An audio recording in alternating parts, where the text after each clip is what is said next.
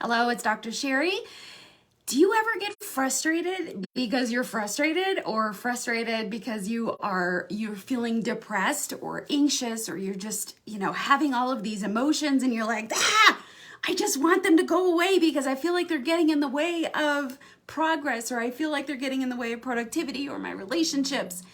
Here's the thing that I think we have been led astray on, even in the mental health field. I'm a psychologist, and as I have gone into high performance coaching, I have realized something that when I was working with clients in as a psychologist in mental health, they would often come to me and be like, I'm depressed. And so I would run through the criteria. I'm like, yep, you meet the criteria for generalized anxiety disorder or major depression.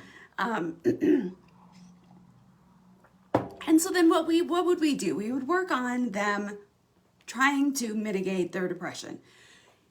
Here's where I think I was wrong and where I think a whole lot of people are wrong. And it wasn't just until more recently that I realized this. Emotions are a signpost. They're a signpost that something is wrong. And so when we try to fix or eliminate the signpost, what we're doing is we are trying to fix the check engine light without actually fixing the engine. The check engine light is critical because it tells us that something is wrong that we need to fix. But would you ever take your vehicle into the car shop and say, you know what, can you just take the light bulb out of my check engine light because it's really annoying? No, you say, okay, what's the root cause? We need to fix that. So what if you paid attention to your emotions in the same way? When you're feeling depressed, when you're feeling anxious, when you're feeling frustrated, when you're feeling grief, when you're feeling guilt, any of these things, they are signposts that something else in your life needs to change or needs to shift.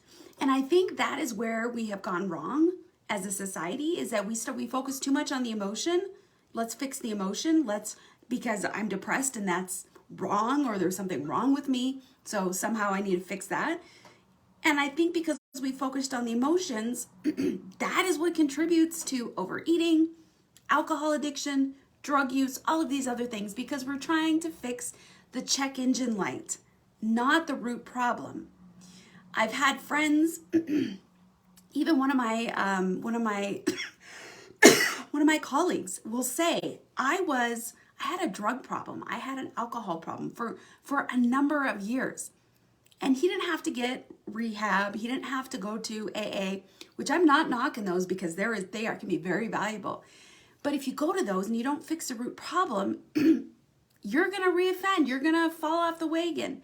And what he noticed is once he fixed the root cause, he didn't even have the desire, the need, the perceived need internally, that drive to cover up what the drugs and alcohol were using to cover up. So before you try to figure out how to get rid of your depression, your anxiety symptoms, all these things, rather than that, let's focus on figuring out what is the root cause of that. And a lot of times it's not having a clear direction of where we're headed in life. We kind of feel like we're just floating around, not really sure what our purpose is, not really sure what we're good at, how we can contribute to the world. These are some of the things that we call existential crisis, because it's existential. It's talking about our existence in this world. When we're not clear on that, yeah, there's something inside of us. We're designed to have a purpose, to be meaningful, have some meaningful action in the world. So if you're not doing that, that could be what's leading to some of this internal unrest.